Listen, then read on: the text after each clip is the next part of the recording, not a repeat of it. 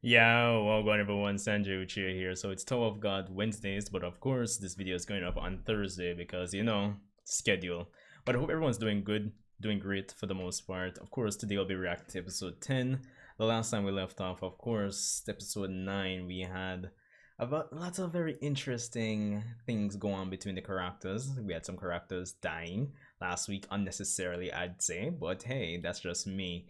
Of course, be sure to rate, comment, subscribe, and let me know what you think about the reaction. Of course, just a friendly reminder, if you're new here, we will be having my channel banner over the footage just to hopefully avoid any possibility of copyright. So yeah, if you're new, rate, comment, subscribe, like, but let's get right into it.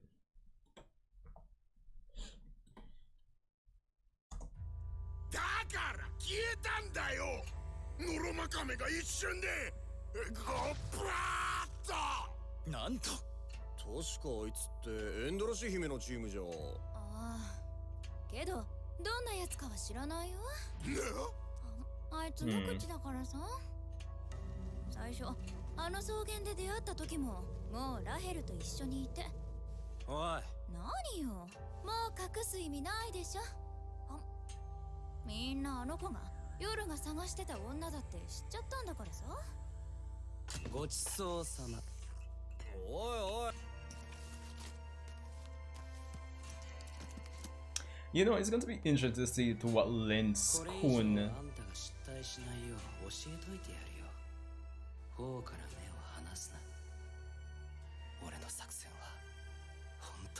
It's going to be interesting to see what lens Kun is going to go to and like if it's going to cause a falling out between him and Bam, honestly. And I find, well, I guess it still falls in line with character books. これで着いたら新入りの試験終わってましたってなったらモグかドアが壊れんだろヤバワニ。 Wait, what? パパはどこかな。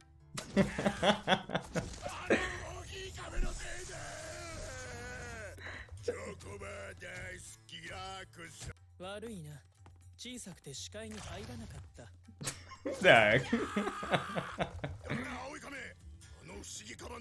Nah, this is wild.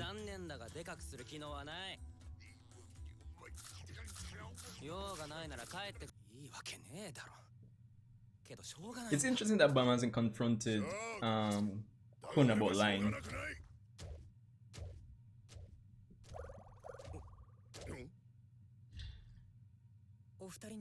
Or maybe this is it? No. ラヘルが歩けなくなりました。刺された傷が思ったよりひどくて完治は不可能だそうです。 Shit. だから僕は絶対許さん。それでもしつこく追ってくるあなたが鬱陶しかったの。私はあなたが大好きなラヘルじゃもうないの。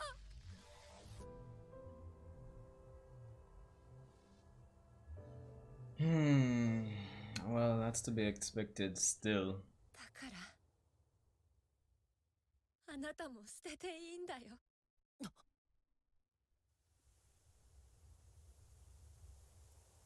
なたにはもう私は必要ない。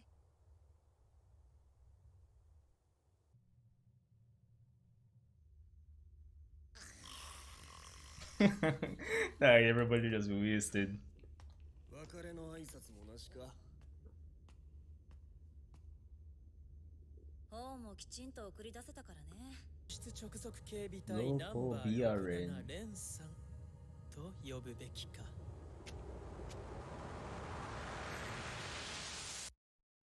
いつからお気づき。 So I like the music in this part right here is really. 一度戦ってみたかったんですよ。エヴァンケルの会の鮮魚ユハンさんと戦う。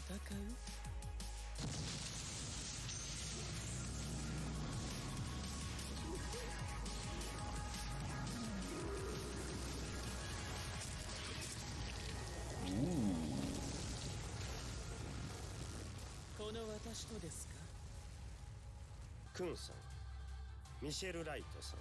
Oh wait, Raquel still gets advanced? ミシェルさんは負傷により失格となります。そんな。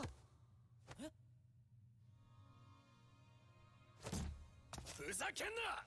俺は B チームだぞ。なのに結果に不満か？もうやめてくれ。 Well. では最終テストの説明を。待ってくれ。俺も結果に不満があるんだけど。Alright, Kun's up to something では obviously. どうぞ前へ。クーさん、こっからはデコボコ道だぜ。俺と黒い髪は塔の頂上から見下ろしてその猿芝居まだ続ける気？長くてあくびが出ちゃうんだけど本当に眠ってるやつもいるぞ。よう兄弟、俺らが今さら夜を見捨てるように見えるか？どうなってる？私たちを焚きつけたのよ。協力させようとね。私はあいつに協力するんじゃない。さっさとくだらない試験を終わらせたいだけだ。皆さんがそうするなら私も。ま、理由なんて何でもいいだろう。その通り。だから私もみんなを鼓舞したんだ。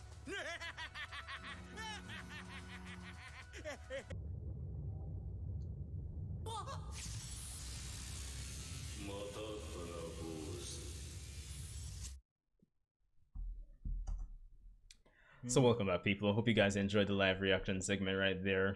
So episode 10 of Tower of God, I must say, as we come towards the end of the season, where we're nearing the end, we have about 3 episodes left.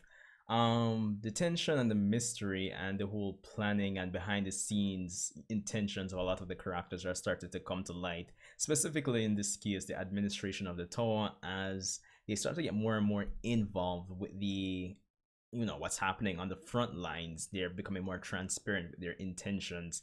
And episode 10, that's all this episode is really about. It's definitely another solid one. I haven't really bumped into an episode for Tower of God that I really dislike or anything like that.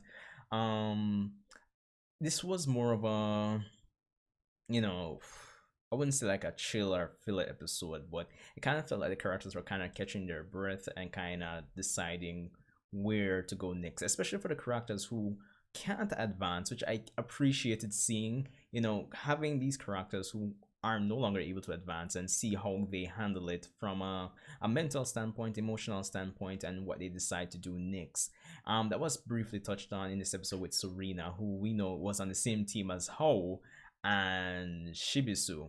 Now, I thought it would have been a case where, you know, if one person, you know, feels to pass on in the team, that the whole team would feel, but that's not the case apparently. So here's that, because Shibusu is going to continue on, so that was good.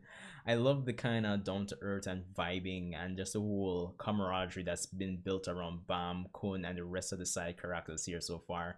As I said in my episode 1 review, episode 1 and 2, it is a colorful bunch. I'm looking forward to learning more about them. Just not in the way it was showcased in last week's episode, where the backstories are just start talking about it out of nowhere. So yeah, but all in all, I love the episode. I think one of the highlights for me is having Bam and Raquel interact, like finally after like 10 episodes. It's insane. And just to see where Raquel's mindset is, and even though she's portrayed as,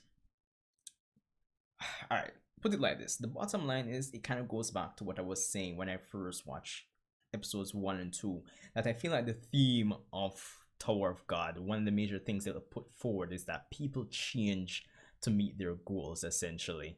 And Raquel, for the most part, confirmed that almost word for word in this episode, that even though she was taking care of Bam, she got annoyed, which I think is human. You know, it kind of humanizes her, that she's not perfect, honestly, but at the same time she's not complete scum yet. So yeah, there's that. And to kind of make up for it, she was kind of in this whole pity thing to let Bam abandon her. And again, I don't have any problems with Bam making the extra efforts to actually, you know, be there for Raquel, because last week I made a comparison to the whole Naruto and Sasuke, and Naruto pushing and trying to save Sasuke, kind of pushing his wants onto Sasuke. But in this case, in Bam's case, his backstory, like everything he knows, is dependent on Raquel. Raquel is like the only person that's taking him out of this position in life where he didn't even know about, he didn't know anything about himself. So it's it's within character. It's not a problem for me, honestly. And Bam, honestly, over the course of these 10 episodes, I wouldn't say he's developed a lot, but especially in this episode, we see that it's a case where he doesn't necessarily have to climb the tower, but he still wants to repay that debt to Raquel, which is pretty good. It's still not in line with him necessarily making a decision in terms of wanting something for himself, but it's still in line with his character of like taking care of Raquel and repaying that debt to her for the most part. So there's that. So definitely love that aspect of it.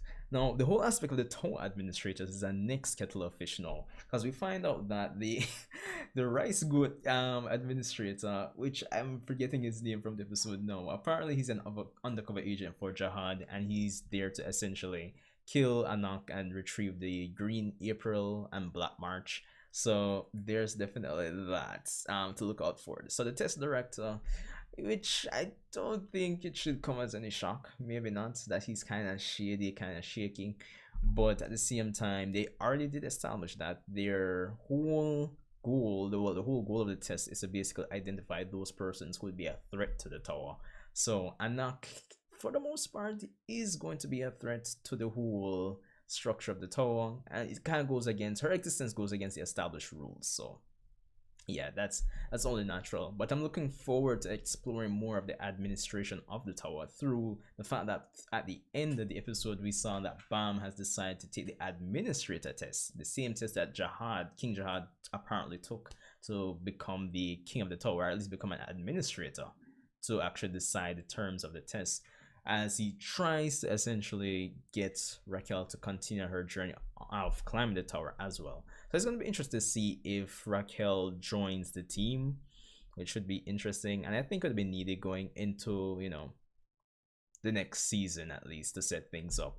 Of course, I don't know. I feel like I'm gonna make a prediction that I feel like Raquel is still going to try something along the lines and probably betray the team, but that's speculation for the far future for the most part. So there's that. And of course, in this episode we find out, where at least most of the other characters find out, that Bam is an irregular, and of course they do decide to stick with Bam and help him take the administrator test. And of course we come face to face at the end of the episode with the same creature that Bam saw during his, when they were just explaining about their whole roles within the team, and he just made a contract to do Shinsu. We come face to face with that same creature, so I'm interested in seeing how it's going to go. For the most part, I'm not gonna lie, the pacing of the series is kind of okay to a slow, but considering that the source material is so long, I made a comparison to a One Piece that takes its time to really build out its world, and I feel that the payoff is going to be there at the end of the day.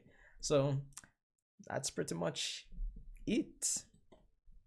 And of course, the best part of the episode, oh, Tiny Rock. Yeah, that's just ridiculous. Anyway, be sure to rate, comment, subscribe. Let me know what you thought about the video, people. Sanjay Chia, hope you're doing okay, to say the least, and I'll see you guys in the next one.